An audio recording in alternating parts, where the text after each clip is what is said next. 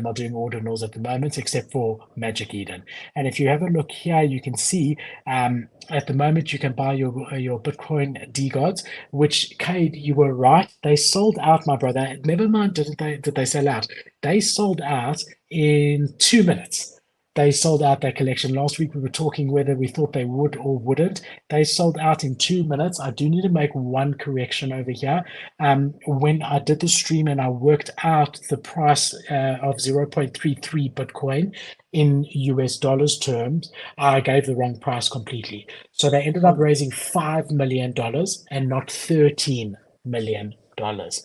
So that's a very, very big difference. I mean, it's still, $5 million is incredible. But I don't know. I mean, I was working it out while I was doing the stream. I must have pushed something wrong. But they're sitting at 0.88 Bitcoin. So they almost 3x at the moment of mint, which is absolutely crazy to think about. But just so cool that you can actually trade them over here. And then we've got a few others like Ordinal Punks here, Bitcoin Apes, Bitcoin Frogs. It reminds me of the early days of ETH, actually. It's just funny to see some of these collections. So it's not automatic yet. So it doesn't mean that every single ordinal that comes on the Bitcoin blockchain is going to come on Magic Eden. It takes them getting in touch with them and manually actually listing them like they've done over here. They have said in time they do want to make it that it's automatic. There's also no marketplace fees at the moment whatsoever, because remember, with ordinals, it's literally inscribed onto a Satoshi. There's no space for a smart contract. So there's no way to enforce anything like that, like there is on ETH, at least at the moment. So yeah, man, Magic Eden, the first official major marketplace to allow Bitcoin ordinals. So before I rack in my I told you so, I will say, if we had the math right, it would probably have been a completely different conversation between us two. It would have been way more. For me, it would just double down on what I already thought, but you even potentially would have just changed your entire opinion. I mean, 5 million to 13 million, that's literally 2.5x different. So anyways, the reason I wanted to just even sit on this point at all is because people like Frank and people with the brand of like, go do stuff and ask questions later and see what happens is very similar to the Joy Age, where it's like, go on your spiritual journey. Just go take the chance, roll the dice on yourself and ask questions later, basically. And when you have that kind of brand, it's relatively like hard to fail, because everything you kind of just snowballs and you just move on. You take it. That's why Gary Vee's brand is so addicting, And with this brand, like, even if they failed, it would have been fine. They would just kept going because they're like, yo, look, we're trying to like push fucking mass adoption for Bitcoin. Like, how is this possibly have failed? Then people would have been like, oh, fuck it. And they would just bought more probably. And when you see that, it's almost like that quote, like, real recognizes real. It's like, yeah, you see that and you're like, they're going to win. Yeah.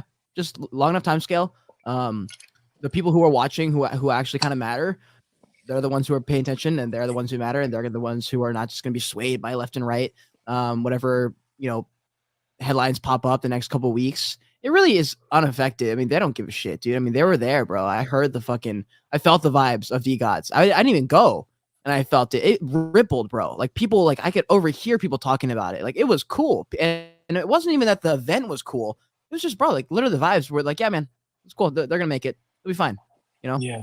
So I do agree with you. I think, whereas I was thinking the mint price was $25,000 and mint price was actually, under $10,000, that would have made a difference to me, my thesis on it.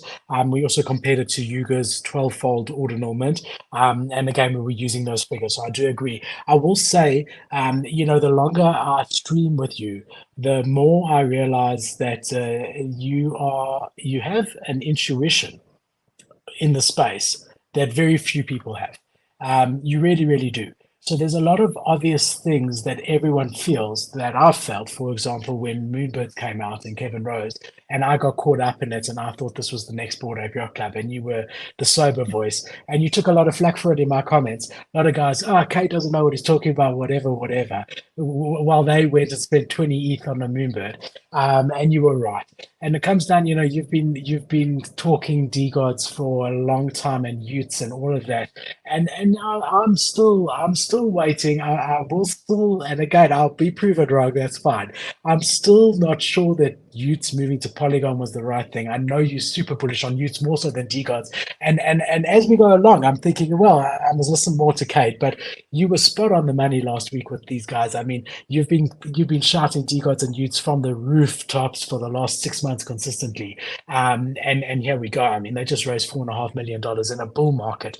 Sorry, in an absolute bear market. When mints can't even do anything. So either way, just for all those naysayers there, yes, maybe Cade is not buying Yuga assets and doesn't know everything about the big blue chips. When it comes to having his finger on the pulse and having a complete intuition for the space, there's very few people that have as much of an intuition, including myself.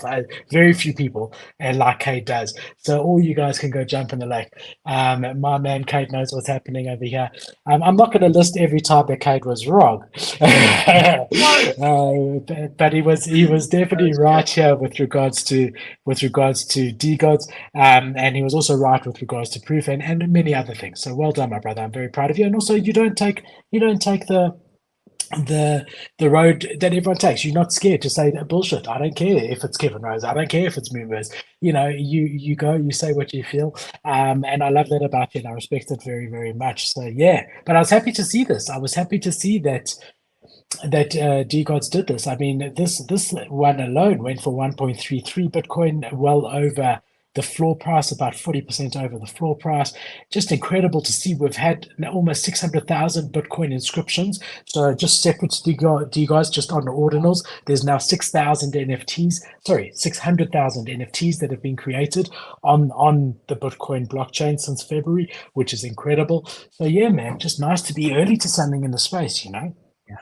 God damn, bro. Yeah, 100. Well, first, thank you for saying what you said. That was really nice.